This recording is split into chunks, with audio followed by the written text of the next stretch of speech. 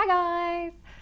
I have popped onto here today to have a quick chat about my thoughts on life. Not all of life, obviously, because that would be an incredibly long YouTube video, but just about how nobody's got it all together.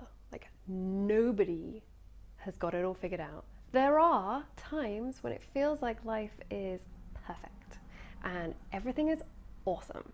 And usually it's when we've just achieved something that we were really hoping to achieve, or we've just, like, life has just changed in a way that we were really hoping it would for a long time.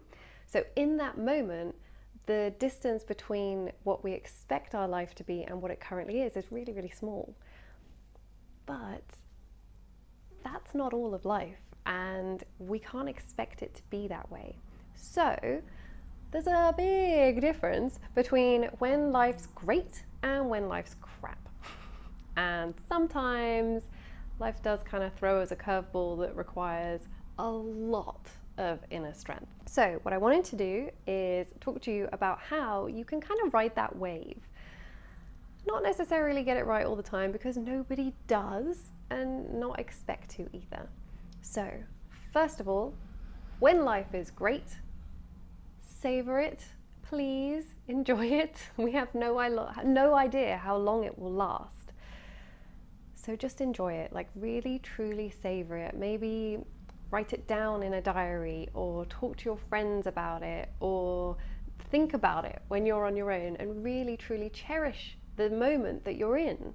Because I think that it's very easy to be in that moment and think, oh no, well, I want the next thing now, or oh, well, it's not exactly as I wanted it to be.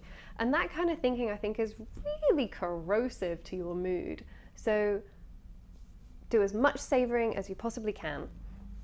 That's number one, tip number one. Tip number two is that when we savor the moment and we focus on what's working well, we're actually already protecting ourselves for when life gets really challenging, because what we've done is we've trained our brain to look for the good stuff. Now, there's an exercise that I use called Hunt the Good Stuff, which is basically very similar to a gratitude journal. And I've done it with plenty of my friends and plenty of my clients, but there was an amazing time when I lived in London with my friend Lauren, and we would walk into work every morning, and the first thing we would do is say 5 things that had happened in the previous 24 hours that we were really grateful for. So we literally hunted the good stuff. We thought through our day, we thought what worked well, what didn't work well, but more importantly, what did we enjoy? So it wasn't necessarily did we do it well. Quite often it was things like, oh, I saw this beautiful bird, or thank God it's a blue sky, or just things like that. I think I got really into chamomile tea when I was working in London because it was super intense. And I was just really grateful that I had found chamomile tea, and I really enjoyed it because, well, I don't know about you, but I don't normally like herbal teas. Sometimes they taste weird. But so it was those kind of things that sometimes would pop up, and I'd be like, I'm just really grateful for this.